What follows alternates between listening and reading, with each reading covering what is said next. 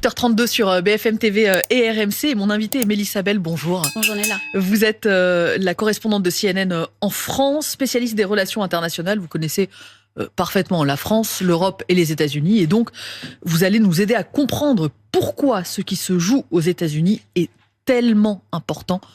Pas simplement pour les Américains, mais aussi pour nous. L'Amérique vote ce mardi, jusqu'à ce mardi. Donald Trump, Kamala Harris, l'un des deux succédera à Joe Biden. Mélissa Bell, si vous deviez mettre une pièce sur l'un des deux. Personne ne peut savoir et ça serait hasardeux de s'aventurer à ce stade avec une projection. C'est dans les 7 États clés des différences entre les deux candidats. Dans certains États, de moins d'1% dans les sondages. Et ce sont ces 7 États qui vont décider cette élection. Pour l'instant, personne ne peut savoir. Et les sondages, on le sait, ne sont pas toujours justes. Et donnent une image un peu faussée au départ de ce qui peut arriver. Personne ne sait. Et cette élection est plus serrée encore que toutes les dernières. Ça veut dire qu'il est possible, si je comprends, moins d'1% des voix dans cet État. Donc c'est quelques centaines de voix pour l'un ou pour l'autre. Donc ça veut dire qu'il est très probable que ce soir, nous n'ayons pas les résultats définitifs. C'est quasiment certain, puisque dans les États clés dont on parle, le système fait que, par exemple, en Pennsylvanie, et là, les votes qui ont été... 78 millions d'Américains ont déjà voté avant le jour du vote. Dans l'État de Pennsylvanie, par exemple, qui est l'État clé le plus important, puisqu'il y a 19 électeurs qui en sortiront, les votes qui sont arrivés avant le jour J ne peuvent pas être ouverts, dépliés, passés dans les machines avant plus tard dans la journée aujourd'hui, ce qui veut dire que la Pennsylvanie forcément va mettre quelques jours à donner son résultat et ce pourrait être décisif pour le résultat global. Oui, parce que pour réexpliquer le mode de scrutin, les Américains ne votent pas directement pour leur président, ils élisent des grands électeurs, État par État, et c'est ces grands électeurs qui ensuite donnent leur voix à Donald Trump ou à Kamala Harris. Précision, je disais, l'Amérique vote jusqu'à aujourd'hui, et vous l'évoquiez, c'est pas un jour où tous les Américains se rendent aux urnes. Il y a aussi un vote par correspondance et c'est pour ça que un certain nombre d'Américains ont pu d'ores et déjà mettre un bulletin dans une enveloppe. Sauf qu'on ne sait pas pour l'instant qui ils ont choisi. Est-ce que c'est une vue de l'esprit lorsque l'on présente cette élection américaine comme un référendum pour ou contre Donald Trump ? C'est vrai qu'il a le passif, l'historique qu'il a, que depuis qu'il a une place particulière, puisque ce serait la première fois depuis 160 ans qu'un président qui avait été battu regagnerait la Maison-Blanche, mais aussi depuis sa défaite, il a été tellement omniprésent dans le paysage politique américain, et pas simplement parce qu'il a gardé le contrôle du Parti républicain, aussi à cause de ses messages de désinformation qui voulaient que 2020 lui avait été volé, qu'il aurait dû gagner cette élection, qu'il n'aurait jamais dû quitter la Maison-Blanche. Et c'est pas simplement un récit, c'est pas simplement ses paroles. On sait que dans les faits, le Parti républicain, suite à ces déclarations, ont passé une bonne partie des 4 dernières années à lancer des procédures dans quelques localités pour remettre en cause, en doute, pour mettre un doute finalement sur l'intégrité du système électoral américain. Donc sa présence a été beaucoup plus importante qu'un candidat sortant ordinaire. Et donc, de fait, il est au centre de cette campagne. Toutefois, pour nous Français, nous Européens, est-ce que Kamala Harris ou Donald Trump à la Maison-Blanche, ça a les mêmes conséquences en termes de relations entre le continent et les États-Unis, en termes de commerce, en termes de géopolitique ? Oui, c'est pas simplement que cette élection est plus serrée que les élections précédentes, c'est que la différence ou ce qui risque de sortir de l'élection est complètement opposé. Et c'est pas simplement de vision de l'avenir des États-Unis et de sa relation dans le monde, c'est deux réalités différentes du présent qui sont présentées aux Américains. C'est ça qui est remarquable dans cette élection. Et pour votre question, on est là de ce que représentera la victoire de Donald Trump par rapport à la relation des États-Unis avec le reste du monde. Ce sont des tarifs sur les produits importés. C'est une rupture géostratégique beaucoup plus importante, avec des implications importantes et pour le Moyen-Orient, et pour l'Ukraine, et bien sûr pour l'Europe. Mélissa Bell, je rappelle pour ceux qui nous écoutent que vous êtes la correspondante de CNN en France et que vous connaissez mais parfaitement ces sujets-là, les acteurs en présence aux États-Unis, mais aussi leur vision et du monde et de l'Europe. D'ailleurs, question, est-ce que l'Amérique regarde encore l'Europe ? Kamala Harris, par exemple, je crois, n'a pas prononcé une seule fois ce mot-là dans sa campagne. Mais on parlait à l'instant, Néla, de la différence que fera le vote pour le reste du monde. Mais si on regarde la campagne à l'intérieur des États-Unis, c'est vraiment les implications pour les Américains qui intéressent et les électeurs et les stratèges de campagne de part et d'autre. La question de l'immigration, la question de l'inflation surtout, et de ce que voudra dire cette élection pour la capacité de l'Américain moyen ou plus modestes à subvenir à ses besoins. Vraiment l'économie au centre de cette élection et la capacité des gens à survivre. On a fait un sondage récemment, 49% des Américains estiment aujourd'hui qu'ils ont moins de moyens, ils sont moins capables de faire face au quotidien qu'ils ne l'étaient il y a un an. Et ça, c'est vraiment ce qui a été au cœur de la campagne, dans ce dont ils ont parlé. C'est pas tellement la politique étrangère qui a primé cette fois-ci, avec l'exception notable sans doute du Moyen-Orient qui a joué un rôle important. Et notamment pour Kamala Harris. Je vous propose de commencer par la candidate démocrate. On va procéder de manière pédagogique pour ceux qui nous écoutent. C'est celle que l'on connaît le moins, hein. Kamala Harris, elle est venue, je crois, une fois sur le continent européen il y a 3 ans. Est-ce que, d'abord, le verrou psychologique, en quelque sorte, si j'ose dire, d'élire une femme à la Maison-Blanche, est-ce que ce verrou a sauté aux États-Unis? On sait qu'Hillary Clinton, en 2016, c'était l'une des interrogations. Est-ce qu'une femme présidente, ça peut le faire sur la première puissance mondiale? Est-ce que ça, c'est fini? Ce n'est plus un tabou, une femme à la Maison-Blanche. Les Américains, est-ce qu'ils sont prêts? C'est une des questions. Et ce que disent les sondeurs, c'est que quand on leur pose la question sur Kamala Harris, sur sa politique étrangère, par exemple, et que la réponse vient d'électeurs, elle n'est pas tout à fait prête, qu'on peut y voir le fait qu'il y en a qui ne sont pas encore prêts à franchir ce pas-là. Et on parlait de la rupture historique que serait une deuxième présidence de Donald Trump, mais une première présidence de Kamala Harris le serait sans doute encore plus. Une femme de couleur, ça serait un changement énorme et une rupture qui doit faire peur aussi d'un certain côté. D'un certain côté, c'est-à-dire du côté républicain. Républicain, plus conservateur. Et puis, il n'y a pas que ça. D'ailleurs, elle a refusé de mettre en avant son identité, ni son genre, ni son ethnicité. Elle s'est focalisée sur son bilan, sur qui elle était, sur ses promesses de campagne. Mais c'est vrai que pour une partie de l'électorat, ça représente, et c'est d'ailleurs ce sur quoi Donald Trump a essayé d'insister, que c'était une radicale, en se focalisant justement sur les questions culturelles qui peuvent diviser les deux partis. Oui, lorsque l'on regarde son bilan, ou ce qui a été fait, en tout cas par l'administration à laquelle elle appartient, l'administration démocrate sous la présidence de Joe Biden. Je rappelle qu'elle a été la vice-présidente du président actuel. Il y a eu l'Inflation Reduction Act, pardon pour l'accent, un paquet de mesures protectionnistes prises dans le dos des Européens. Il y a eu aussi, Mélissa Bell, le retrait unilatéral des troupes en Afghanistan. Il y a eu l'affaire des sous-marins australiens, qui était un marché remporté par les Français et qui a été saboté par Washington.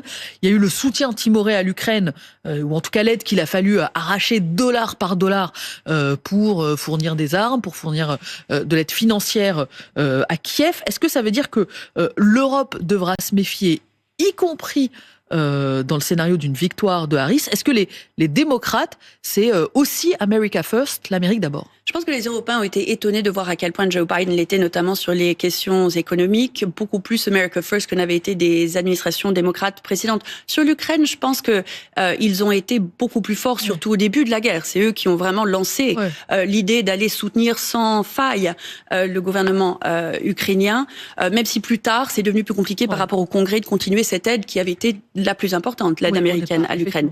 Mais pour le reste, c'est vrai, je pense qu'il y a eu ça a été étonnant de voir à quel point certaines mesures restaient en place, protectionnistes. Alors, rien à voir avec ce que propose Donald Trump avec un deuxième retour à la Maison-Blanche. On sait qu'il avait mis en place un programme de rupture la première fois. Cette fois-ci, on s'attend à ce qu'elle soit beaucoup plus importante. C'est 20% de tarifs sur tous les produits importés, 60% pour les produits chinois, ce qui aurait des conséquences pas simplement pour la capacité de l'Europe à faire ses affaires aux États-Unis, mais pour l'économie globale et ce qui s'ensuit pour le système du marché commercial global. Est-ce qu'on sait, question naïve, mais quand un vice-président succède à un président en place, est-ce qu'il garde les mêmes équipes? Non, on peut s'attendre à ce qu'elle les change, d'autant que ça a été, souvenez-vous, tellement étonnant finalement qu'elle s'insère dans cette campagne. On s'attendait à avoir Joe Biden face à Donald Trump jusqu'au bout. C'était ce fameux débat qui a fait basculer la chose. Donc en fait, elle a fait une campagne très courte. Si elle gagne, elle mettra en place ses propres équipes nouvelles. Mélissa Bell, si Kamala Harris gagne dans les prochaines heures, si elle est élue présidente des États-Unis, est-ce que ce sera grâce au vote des femmes? Alors, ce qui est hyper intéressant dans les sondages pour l'instant, c'est de voir l'énorme différence qui se creuse entre les femmes et les hommes. Kamala Harris a une avance nettement plus importante chez les femmes que l'avance de Donald Trump chez les hommes. Pour quelle raison? Parce qu'elle a su leur parler, parce que la question de l'avortement se pose dans cette élection plus encore que dans les précédentes, puisqu'il s'est passé ce qui s'est passé ces dernières années par rapport à la Cour suprême et l'État fédéral, la capacité des femmes américaines à aller demander un avortement. Donc il y a ça. Et puis, je pense aussi, pour revenir à ce que je disais à l'instant, son arrivée un peu tardivement en campagne a réénergisé finalement ce parti démocrate et a donné envie aux femmes d'aller se faire entendre. Et d'ailleurs, dans le camp de Donald Trump, c'est assez inquiétant. Et on sait que ces stratèges ont essayé de le convaincre justement de s'adresser aux femmes. Nikki Haley, à un moment, a fait tout un discours en disant « Attention, vous allez perdre les Américaines parce que justement, de vous focaliser, Elon Musk, Donald Trump, dans des récits qui se dirigeaient vraiment pour les hommes, ça ne sera pas assez, d'autant qu'on sait que dans l'électorat, ce sont les femmes qui sortent plus sûrement, en plus grand nombre pour aller voter en général. Pour Kamala Harris, c'est un vote extrêmement important et qui peut faire la différence. Si elle gagne, elle devra donc beaucoup de sa victoire aux femmes. Si elle perd, en revanche, est-ce que ce sera à cause de ses positions sur le Proche-Orient? CNN a révélé un point très intéressant cette nuit, c'est que Kamala Harris ne dit pas tout à fait la même chose aux électorats. Aux États-Unis, bon, les candidats peuvent acheter de la publicité, y compris sur un certain nombre d'espaces publicitaires. Et votre chaîne a constaté que, par exemple, dans le Michigan, là où il y a l'électorat arabe le plus important, eh bien, le spot de campagne de Kamala Harris insiste sur le fait qu'elle ne resterait pas sourde aux souffrances de Gaza et aux souffrances des Palestiniens. Clip différent diffusé dans un autre État clé, la Pennsylvanie, où là, ce qui est mis en avant, c'est le droit d'Israël à se défendre pour ne plus jamais revivre le 7 octobre. Est-ce que c'est de la tactique politique? Et est-ce que cette question, au fond, du Proche-Orient, ça peut être ce qui l'a fait perdre Kamala Harris? Je pense qu'elle est importante puisque les États-Unis sont très divisés sur la question. Vous le disiez, les populations dans le Michigan, mais d'autres États américains, la population juive américaine et son poids dans le paysage politique américain, bien sûr, sur la question de Gaza, sont plus divisés que jamais. Ça a été compliqué à gérer pour le Parti démocrate ces derniers mois, notamment pour Joe Biden en début de campagne, qui était qu'on voyait du point de vue des Américains dans le Michigan, n'avoir pas fait assez pour faire entendre justement ce qui se passait à Gaza.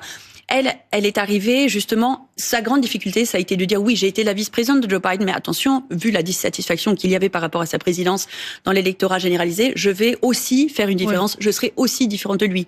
Sur cette question, oui, elle essaie de faire valoir le fait qu'elle peut aller plus loin sur Gaza qu'il ne l'a fait, tout en essayant de garder avec elle le vote juif américain. C'est un équilibre très délicat. Est-ce que ça va la faire perdre? Non, je pense que si elle perd, ça sera sur des questions économiques, inflation, immigration. Et ça voudra dire que ce récit de Donald Trump qui existe depuis 8 ans sur une immigration effrénée, sur une crise aux frontières, sur le fait que les villes américaines sont noyées par des immigrés, donc avec beaucoup de désinformation qu'on a vu ces derniers mois ressurgir, aura été très efficace. Donald Trump. J'en viens à celui que nous connaissons le mieux, puisqu'il a déjà été président de la République, et si j'ose dire, on a payé pour voir.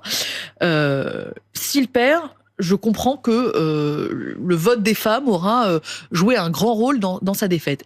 S'il gagne, à l'inverse, ce serait grâce à qui? Grâce au groupe religieux, par exemple. On sait qu'il est très soutenu, notamment par les évangéliques. Et que ce groupe évangélique joue un rôle encore plus important aujourd'hui qu'il ne jouait en 2016, puisque le vote non évangélique, c'est-à-dire ce socle du soutien du Parti républicain historique qui était les Américains, les hommes blancs américains qui n'avaient pas de diplôme universitaire, est devenu démographiquement plus petit. Donc ce vote évangélique pour lui compte plus encore qu'il ne comptait sur la question de l'avortement. Il les a dans la poche, bien sûr, mais c'est aujourd'hui, s'il gagne, c'est aussi parce qu'il aura réussi dans sa campagne à parler à sa base. Et on l'a vu ces derniers jours, ces dernières semaines, son message devenir toujours plus sombre. Et certains stratèges dans sa campagne voulaient qu'il essaie de parler à plus d'indécis, qu'il se concentre justement dans ses discours sur l'économie, sur l'inflation.